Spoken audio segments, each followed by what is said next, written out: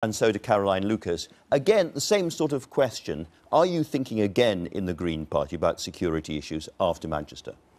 Well, I think we're always considering and reconsidering in the light of evidence as it comes forward. And certainly one of the concerns, I think, well, one of the concerns I was going to say was that apparently people were reporting concerns about Salman Abedi well before the Manchester atrocity. And so certainly one of the questions is, why weren't resources put into following that up at the time? So certainly there are questions that need to be answered. But I think certainly also it's clear that the blame for what happened in Manchester is solely with the perpetrator himself. It was an absolutely appalling atrocity. Absolutely. It happens in a context, and it's right for us to reconsider all aspects of that context, right through from levels of policing through to the kind of debate that the Labour Party and Jeremy started this week. And presumably the internet as well. I mean, you say in your manifesto that we think the internet should be free of state and corporate surveillance with our rights and freedoms protected.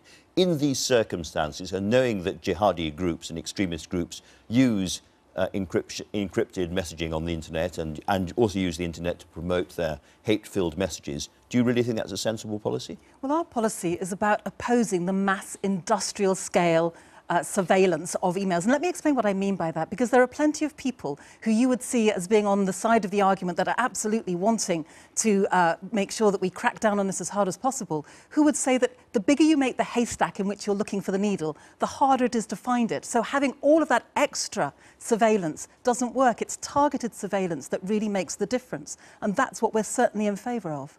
So it's very hard to understand. Are you saying that you don't want the police to have extra powers of surveillance, or you do want the police to have extra powers? We opposed the Snoopers Charter on the grounds that there was evidence that suggested that it wasn't going to be effective. So it wasn't on a kind of only a civil liberties line, although that's important. It was also about how effective is it if you're increasing the number of people you're putting under surveillance, if you're mass trawling. Because do you know what? You know, people like myself are on the domestic extremist list. People like peaceful environmentalists are on that list. How does that help if the police resources are being spent looking after people like myself or my colleague Jenny Jones, rather than people that really pose a serious risk? And that's what we're saying. Do you think that ending end-to-end encryption is wrong?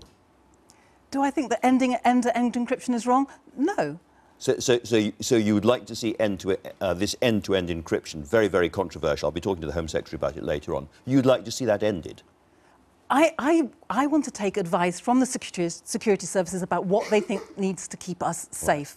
That is the bottom line for the Green Party. One thing we do know is that Abedi's friends and family contacted the state, did exactly what they were supposed to do through the PREVENT mechanism. But you have called PREVENT this attempt to involve the community more, which in some respects has worked, xenophobic. Why was it xenophobic?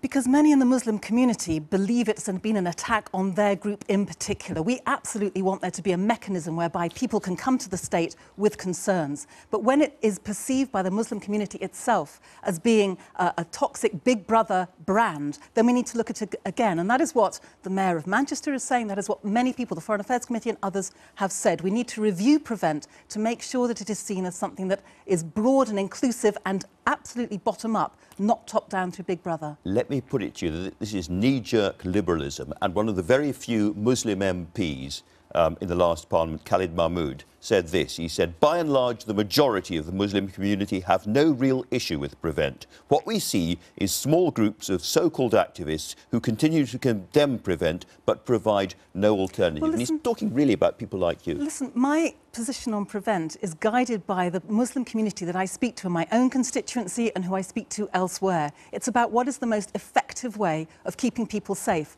And when you have a programme that has lost credibility in vast areas of the Muslim society, then I think it means we should look at it again. It doesn't mean scrapping it and not replacing it, but it does certainly mean making sure we have a mechanism that has the confidence of the communities so that we can make sure that we do our very best to keep people safe. Right.